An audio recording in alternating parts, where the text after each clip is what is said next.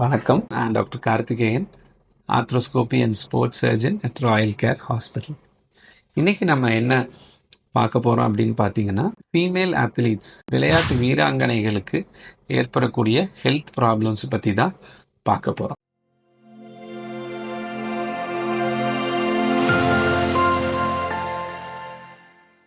Female அத்லீட்ஸில் வரக்கூடிய health இஷ்யூஸுங்கிறது ரொம்ப யூனிக்கானது and முக்கியமாக 3 விஷயங்கள் ரொம்ப ரொம்ப முக்கியமானது. அதை ஒரு ட்ரையாடுன்னு சொல்லுவோம். அதாவது 3 விஷயங்கள் ரொம்ப முக்கியமானது. என்னென்ன ப்ராப்ளம்ஸ் அவங்களுக்கு வரலாம், அந்த 3 ப்ராப்ளம்ஸ் என்னன்னு பார்த்தீங்கன்னா, 1 போன் டென்சிட்டி குறைவாக இருக்கும். அதாவது எலும்புகள் இருக்கக்கூடிய அடர்த்தி குறைவாக இருக்க வாய்ப்பு இருக்குது. 2வது எனர்ஜி டெஃபிஷியன்சின்னு சொல்லுவோம். அதாவது அவங்க உடம்பில் இருக்கக்கூடிய energy levels or energy requirements meet ஆகாதனால அவங்களுக்கு எனர்ஜி டெஃபிஷியன்சி, ரிலேட்டிவ் எனர்ஜி டெஃபிஷியன்சின்னு சொல்லுவோம். 3வது அவங்க ஃபேஸ் பண்ணக்கூடிய மென்ஸ்ட்ருவல் ப்ராப்ளம்ஸ். ஸோ இந்த 3 ட்ரையாடு தான் நம்ம ஃபீமேல் அத்லீட்ஸில் காமனாக வரக்கூடிய ப்ராப்ளம்ஸ். இது 3மே பார்த்திங்கன்னா ஒரு வகையில் ரிலேட்டட் தான்.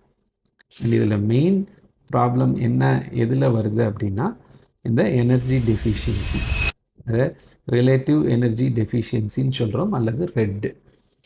என்ன ஆகலாம் அப்படின்னு பார்த்திங்கன்னா, நம்ம உடம்புக்கு தேவையான அளவு எனர்ஜியை நம்ம எடுத்துக்கிறதும் அதே சமயம் செலவு பண்ணுறதுக்கும் இருக்கக்கூடிய அந்த பேலன்ஸ் இல்லாதப்போ தான் நமக்கு எனர்ஜி டெஃபிஷியன்சி ஏற்படுது. இப்போ நம்ம ஒரு விளையாட்டில் ஈடுபடுறோம் அப்படின்னா நம்ம உடம்புலேருந்து எனர்ஜி வெளியே போகுது. பட் அதுக்கு தகுந்த மாதிரி நம்ம உணவு உட்கொள்ளணும். ஸோ அந்த தேவையான அளவு உணவு உட்கொள்ளாத போது நம்ம உடம்பில் எனர்ஜி டெஃபிஷியன்சி ஆயிடுது. ஸோ இந்த ஒரு கண்டிஷன்னால் என்ன ஆகுது அப்படின்னு பார்த்தீங்கன்னா, அவங்களுக்கு நம்மளோட பாடி சிஸ்டமோட ஃபங்க்ஷனிங் அதை பாதிக்கிறது இந்த எனர்ஜி டெஃபிஷியன்சினால்.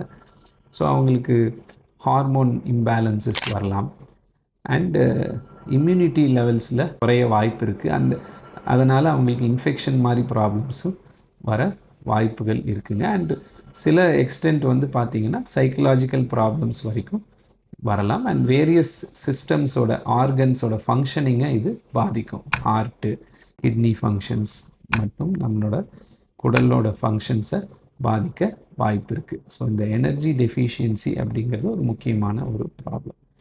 அடுத்த ப்ராப்ளம் என்னன்னு பார்த்தீங்கன்னா, லோ போன் டென்சிட்டி. ஸோ ஃபீமேல்ஸுக்கு ஒரு யுனிக்கான பிரச்சனையாக இது இருக்கும். ஏன்னா மேல் அத்லீட்ஸில் இந்த ப்ராப்ளம் வர்றதில்லை. அவங்களோட எலும்பில் இருக்கக்கூடிய அடர்த்தி ரொம்ப குறையுது.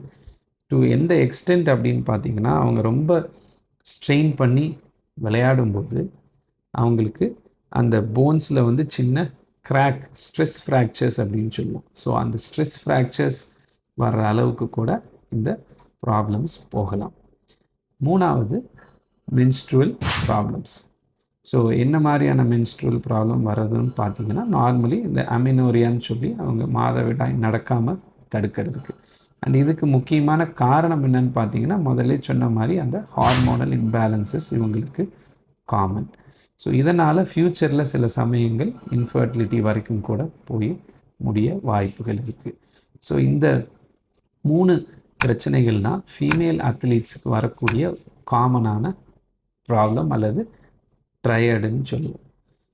ஸோ யாரில் இது ரொம்ப காமனாக வரும் அத்லீட்ஸ்லேயே அப்படின்னு பார்த்தீங்கன்னா, எந்த விளையாட்டுகளில் அந்த விளையாட்டு வீராங்கனைகள் வெயிட்டை பற்றி ரொம்ப காஷியஸாக இருக்கக்கூடிய சில விளையாட்டுகள்னு இருக்கும். இப்போ ஜிம்னாஸ்டிக்ஸ் எல்லாம் எடுத்துக்கிட்டிங்கன்னா, அவங்க எப்போவுமே ஒல்லியாகவே தான் இருந்து ஆகணும். அப்படின்னா தான் அவங்களோட ஸ்போர்ட்ஸை அவங்களால பர்ஃபார்ம் பண்ண முடியும்.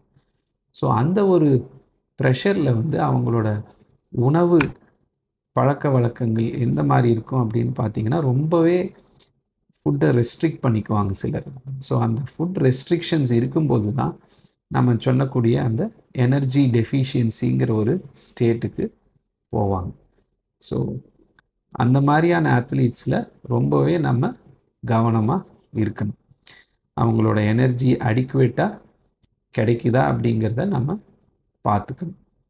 அடுத்தது எப்படி இதை தடுத்துக்கலாம் அப்படின்னு பார்த்தீங்கன்னா, ஃப்ரீக்வெண்ட் பீரியாடிக்கல் ஃபிசிக்கல் எக்ஸாமினேஷன் அப்படின்னு சொல்லுவோம். அதாவது இந்த விளையாட்டுகளுக்கு போகிறதுக்கு முன்னாடி அவங்களோட ஓவரால் ஹெல்த்தை நம்ம பீரியாடிக்கலாக அப்பப்போ செக் பண்ணிக்கிட்டோம்னா, இந்த எலும்போட அடர்த்தியை செக் பண்ணுறது மூலமாகவும் அவங்களுக்கு ஏதாவது அந்த எலும்பு அடர்த்தி வீக்காக இருந்ததுன்னு கண்டுபிடிச்சோம்னா, அதை கரெக்ட் பண்ணுறதுக்கு கால்சியம், விட்டமின் டி மாதிரி மெடிசன்ஸ் கொடுத்தோம்னாலே எலும்பில் ஸ்ட்ரெஸ் ஃப்ராக்சர்ஸ் வராமல் தடுத்துக்கலாம். அவங்களுக்கு ஒரு ப்ராப்பரான ஒரு கைடன்ஸோட ஒரு நியூட்ரிஷியஸ் டயட் நம்ம கொடுக்கறது மூலமாக அவங்க எனர்ஜி லெவல்ஸ் டெஃபிஷியண்ட் ஆகாமல் பார்த்துக்க முடியும். அண்ட் இந்த மாதிரி ஒரு மென்ஸ்ட்ரல் இர்ரெகுலாரிட்டிஸ் வந்தால் அதையும் நம்ம சீக்கிரமே டயக்னோசிஸ் பண்ணி அதை ட்ரீட் பண்ணுறது மூலமாகவும் அவங்களுக்கு இந்த ப்ராப்ளம்ஸ் வராமல் நம்ம தடுத்துக்க முடியும். ஸோ இதுதான் ஃபீமேல் அத்லீட்ஸில் வரக்கூடிய காமனான ப்ராப்ளம்ஸ் மற்றும் அதற்குரிய ட்ரீட்மெண்ட். நன்றி.